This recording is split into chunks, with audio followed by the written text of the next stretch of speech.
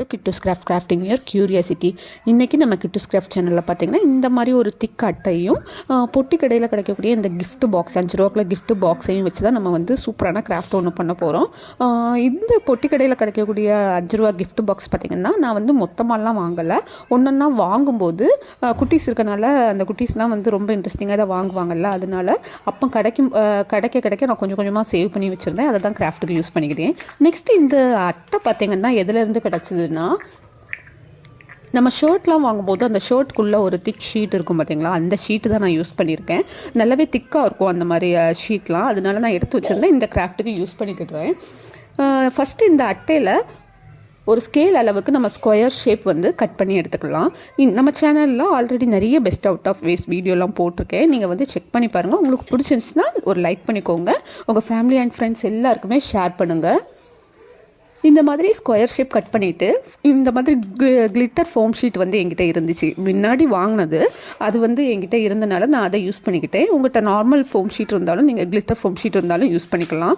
இது வந்து ஸ்டிக்கபிள், அதனால எனக்கு கொஞ்சம் ஈஸியாக இருந்துச்சு. அதில் வந்து நம்ம ஸ்கொயர் ஷேப்பில் கட் பண்ணி வச்சுருக்க அட்டையை வந்து அப்படியே ஒட்டி எடுத்துக்கலாம். ஒரு பக்கம் கிளிட்டர் ஷீட் வரது மாதிரி இருக்கணும். நெக்ஸ்ட்டு இந்த மாதிரி குட்டி குட்டியாக நம்ம ரெடி பண்ணி வச்சுருக்க ஸ்கொயரில் இந்த மாதிரி ஜிக்ஜாக் சிசர் வச்சோ இல்லை உங்களுக்கு எந்த டிசைன் பிடிக்குதோ அந்த டிசைன் வந்து பார்டர் கொடுத்துக்கோங்க. நான் ஜிக்ஜாக் சிசரை வச்சு அப்படி கட் பண்ணி விட்டுட்டேன். பார்டர் வந்து ரொம்பவே சிம்பிளாக இருந்துச்சு எனக்கு. இப்போது எல்லா அந்த கிஃப்ட் பாக்ஸு உள்ள அட்டையில் நான் கட் பண்ணி இந்த மாதிரி ரெடி பண்ணி வச்சுக்கிட்டேன். இப்போ நம்ம ரெடி பண்ணி வச்சுருக்க இந்த பிளாக் கலர் ஸ்கொயர் ஷேப்பில் வந்து நம்ம குட்டி குட்டியாக ரெடி பண்ணி வச்சுருக்க இந்த அட்டையை வந்து கிளிட்டர் அட்டையை வந்து பேஸ்ட் பண்ணிக்கலாம். நீங்கள் வந்து நான் ஃபெவிகால் அப்ளை பண்ணி வச்சுருக்கேன். நீங்கள் வந்து க்ளூ கன்னோ இல்லை ஃபெவிபாண்ட் யூஸ் பண்ணி கூட பேஸ்ட் பண்ணிக்கலாம். இது வந்து நல்லா காய எல்லாமே ஒட்டிக்கிட்டு நல்லா காய வச்சுக்கோங்க. நான் ஃபெவிகால் அப்ளை பண்ணனால ரொம்ப நேரம் ஆச்சுது. ரொம்பவே ஈஸியான கிராஃப்ட் தான். இந்த மாதிரி திங்ஸ் எல்லாம் கிடச்சிதுன்னா சேவ் பண்ணி வச்சுக்கோங்க.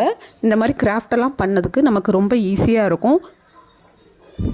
இப்போ பார்த்திங்கன்னா எல்லாத்தையும் ஒட்டியாச்சு. நெக்ஸ்ட்டு இது அப்படியே இதோட பேக் சைடில் பார்த்திங்கன்னா 3 ரோப் வந்து பேஸ்ட் பண்ணிக்கலாம். அதுக்கு முன்னாடி இந்த 4 பக்கமும் இந்த மாதிரி பார்டர் வந்து நம்ம கொடுத்துக்கலாம். கார்னரில் ஒரு டிசைன் இருக்கணும் அப்படின்னு சொல்லிட்டு அதே கிளிட்டர் பேப்பர்லேயே நான் வந்து இந்த மாதிரி ஒரு பார்டர் ரெடி பண்ணி அப்படி ஒட்டி விட்டுட்டேன்.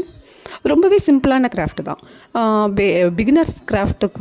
பிகினர்ஸ் வந்து ரொம்பவே ஈஸியாக இருக்கும் இந்த கிராஃப்ட் பண்ணுறதுக்கு. இப்போ 3 சைடும் ஃபெவிகால் அப்ளை பண்ணிவிட்டு நூல் ஒட்டிக்கிட்டு அதே கிளிட்டர் பேப்பரில் ஒரு லீஃப் மாதிரி ரெடி பண்ணியிருந்தேன்.